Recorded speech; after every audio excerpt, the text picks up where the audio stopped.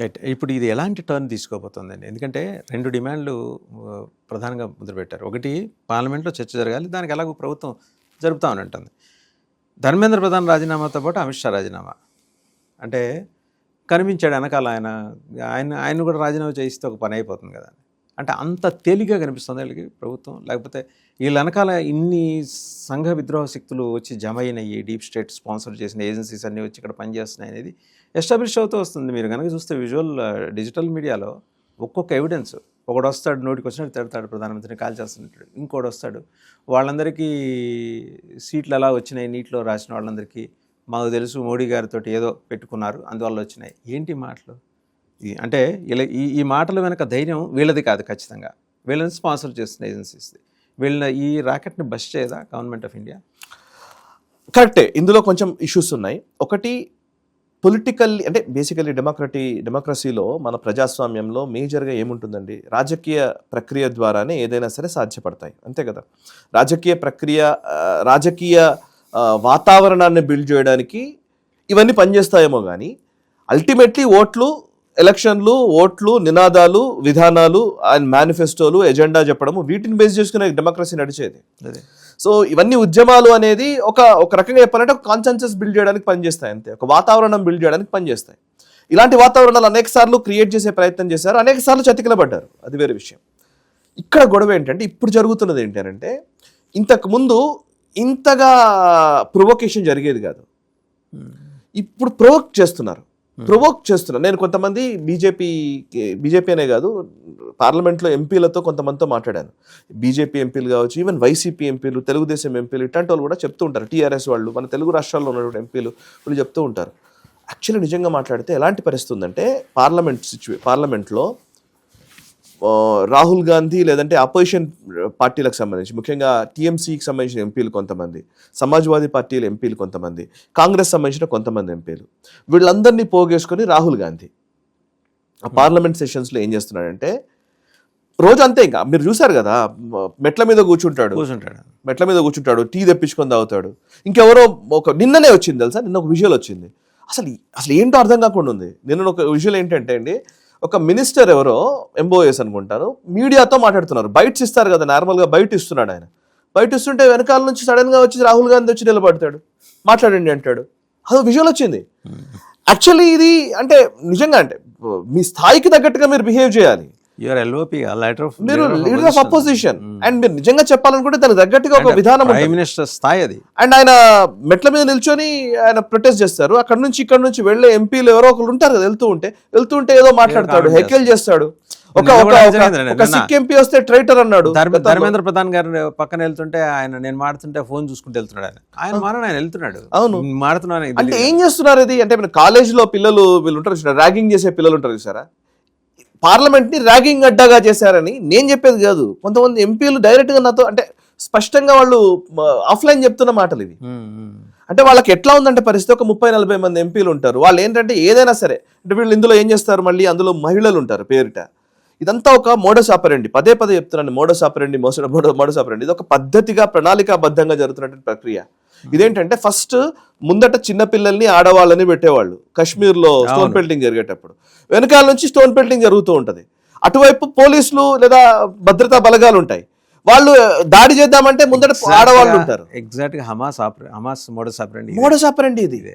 So అదే parliament తీసుకొచ్చారు ఇవాళ. ఇప్పుడు నరేంద్ర మోదీ వచ్చే సీట్లో కూర్చోవాలి ఆయన, అసలు సీట్లో కూర్చోవడానికి వీలు లేకుండా మహిళలందరూ వచ్చేసి ఎంపీలందరూ వచ్చేసి నిలబడితే ఏం చేయాలి అంటే ఏంటి, ఒకవేళ జరగమ్మా అని చెప్పేది అన్నాం అనుకోండి, చూసారా మహిళ మీద దాడి చేశారు, చెయ్యేశారు మీరు అంటే అది కావాలని ప్రొవోక్ చేయడం మొదలు పెట్టారు. ఎంపీలే ప్రొవోక్ చేస్తున్నారు ఇవాళ. అంటే మా మీద దాడి చేయండి, మమ్మల్ని అరెస్ట్ చేయండి, మమ్మల్ని కొట్టండి, మమ్మల్ని ఏదైనా చేయండి, అలా చేస్తే మేము దాన్ని పెట్టుకొని మేము ప్లకార్డులు పెట్టుకుంటాం, మేము మళ్ళీ చేస్తాం. ఈ అవకాశం మోదీ ఇవ్వట్లే.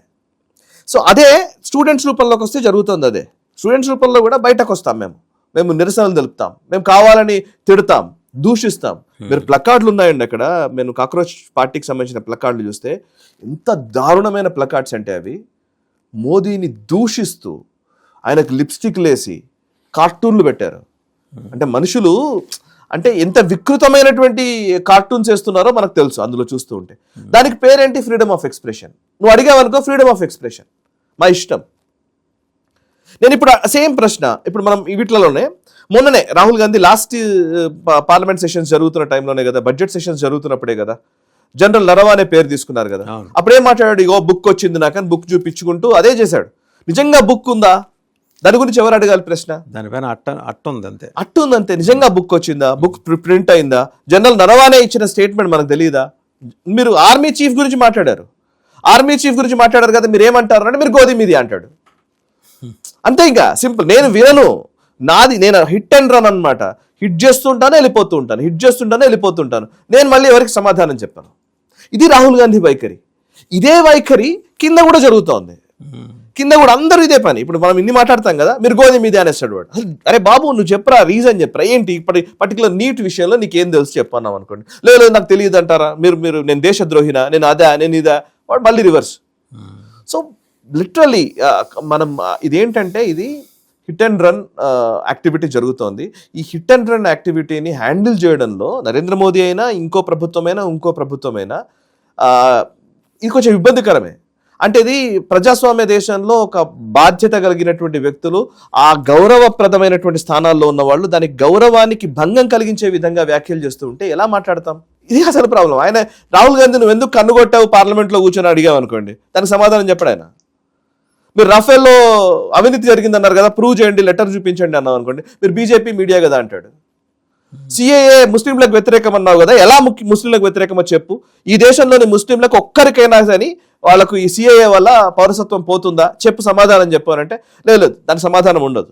ముస్లింలకు వ్యతిరేకం అంతే, మీరు రాజ్యాంగం విరుద్ధం అంతే, దట్స్ ఇట్. ఎన్ఆర్సీ తీసుకొచ్చినప్పుడు కూడా ఎన్ఆర్సీ చేయకూడదు, అయిపోయింది.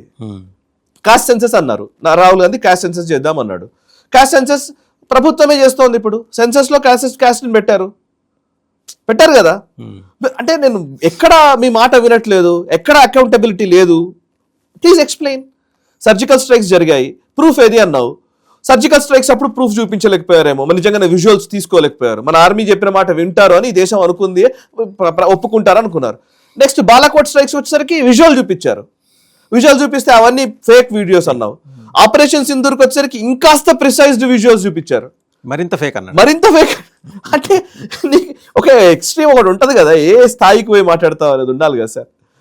అదేం లేదనమాట. మెయిన్ ఏజెండా కాంగ్రెస్ కానీ, అంటే కాంగ్రెస్ ఒకటే, ఇంకా మిగిలిన పెద్ద అబద్ధాలు చెప్పాలి. ఇప్పుడు ఈ సెషన్స్ లో వేటిని అడ్డుకోవాలని చూస్తున్నారు. అసలు పార్లమెంట్ ని అడ్డుకోవాలనేది పాయింట్. ఇప్పుడు పార్లమెంట్ ఎందుకు అడ్డుకోవాలంటే, పార్లమెంట్ లో వీళ్ళు ప్రతి పార్లమెంట్ సెషన్స్ లో చాలా అద్భుతమైన బిల్స్ వస్తున్నాయి. ఇప్పుడు FCRA బిల్ వస్తుంది, వందే మాతరం బిల్ వస్తుంది, అండ్ వందే మాతరం మీద ఒక బిల్ తీసుకొస్తారు. అండ్ అన్నిటికంటే ముఖ్యంగా డీలిమిటేషన్ తీసుకొస్తారు, మహిళా రిజర్వేషన్లో డీలిమిటేషన్ తీసుకొస్తారు. ఆ డీలిమిటేషన్ జరగకూడదు. అంటే ఏదైనా సరే ఈ దేశంలో ఒక అస్థిరత కొనసాగుతూ ఉండాలి. ఈ దేశంలో అస్థిరత నడుస్తూనే ఉండాలి అంతే. అమెరికాతో ఫ్రీ ట్రేడ్ అగ్రిమెంట్ గురించి మాట్లాడతారు. ఫ్రీ ట్రేడ్ అగ్రిమెంట్ అయిందా? అక్కడ ఫార్మర్స్ ప్రొటెస్ట్ చేస్తున్నారు. అయిందా? అగ్రిమెంట్ చూపించండి నాకు. ఎనైపడి ఇప్పుడు ఎప్పుడైనా ఎట్లుంటుందంటే సార్, మనం కోర్టుకు వెళ్ళామనుకోండి సార్, పలానా జీవో తీసుకొస్తున్నారట, సో మీరు నాకు తీసుకురాకూడదని స్టే ఇవ్వమంటే ఇస్తారా? కదా, జీవో చూపించు, అది కరెక్టో కాదో చూసి నేను స్టే ఇస్తా అంటది. జీవో ఏమొచ్చింది అసలు ఇక్కడ? అగ్రిమెంట్ ఎక్కడైంది? ఏ అగ్రిమెంటు లేకుండా మీరు అయిపోయింది అమెరికాకు మీరు దాసోహం అన్నారు అని చెబితే, అసలు వీళ్ళు మాట్లాడే దాంట్లో ఆర్గ్యుమెంట్లో అసలు ఏమన్నా పస ఉందా? ఇంత ఇమ్మెచ్యూర్ ఆర్గ్యుమెంట్ చేస్తూ మళ్ళీ ఈ ఇమ్మెచ్యూర్ ఆర్గ్యుమెంట్ని చూసి అయిపోయింది, చూసారా మొత్తం దేశం కరెక్టే, నిజంగా ఆయన ఏదో తప్పు చేస్తున్నాడు, ఇదేదో చేస్తున్నాడు అంటే వీళ్ళు ఏం చేస్తారంటే, ఫస్ట్ ఒక అనుమానాన్ని క్రియేట్ చేయడం అనేది మొదటి ఎజెండా. డీప్ స్టేట్ చేసే పనుల్లో ఫస్ట్ అనుమానం క్రియేట్ చేస్తారు. ఆ అనుమానం నిజమా అబద్ధమా తెలుసుకునే లోపు ఎన్నికలు జరిగిపోతాయి. మీరు పోయినసారి చూసాం ఎలక్షన్స్, మోదీ 400 పార్ అంటే చూసారా, క్లియర్ మెజారిటీ వస్తే రాజ్యాంగం మార్చేస్తారన్నారు. రాజ్యాంగం మార్చేస్తారు అనే స్టేట్మెంట్ ఏమైనా అవునా? రాజ్యాంగం పోతుందా? ముస్లింలకు రిజర్వేషన్స్ ఉండవు అని అమిత్ షా చెప్తే, ముస్లింలకు అనేది తీసేసి రిజర్వేషన్లు తీసేస్తామన్నారు అనేసి ఆ ఒక్క బిట్టుని కట్ చేసి ప్రచారం చేశారు. అందుకే యూపీలో ఎలక్షన్స్లో ఎఫెక్ట్ పడింది మోదీ బీజేపీకి వ్యతిరేకంగా. సో నిజంగానే ఇవన్నిటిని బేస్ చేసుకుని and Narendra Modi and the whole system అంతా వర్క్ చేస్తోంది. ఈ దేశంలో ఏం జరగాలో మీరు ఒక్క కన్స్ట్రక్టివ్ ఐడియా వచ్చిందా ఇప్పటి వరకు? ఆర్టిఫిషియల్ ఇంటెలిజెన్స్ గురించి పెద్ద సమ్మిట్ నిర్వహిస్తాయి ఈ దేశంలో. బడా టెక్నాలజీ జైన్స్ వచ్చాయి ఢిల్లీకి వస్తే, ఢిల్లీకి వచ్చి ఇక్కడ ఏ సమ్మిట్లో పాల్గొంటే షర్ట్ తిప్పేసేసి యూత్ కాంగ్రెస్ నాయకులు వెళ్ళి అక్కడ నిరసన తెలుపుతారు. అరే భయ్, నువ్వు భారతదేశాన్ని ఏం చేద్దాం అనుకుంటున్నావు? భారతదేశం గురించి ప్రపంచ దేశాల వ్యక్తులు అందరూ, పెద్ద పెద్ద టెక్నాలజీ జైన్స్ అందరూ వచ్చి ఈ ఏఏ సమ్మిట్లో పాల్గొంటే మీరు దాన్ని డిస్టర్బ్ చేయాలనుకుంటారు. సో అందుకే ఇప్పుడు ఇవన్నీ మాట్లాడితే ఏమైందంటే మీరు నేను బీజేపీ మనుషులం అయిపోతాం వాసు గారు.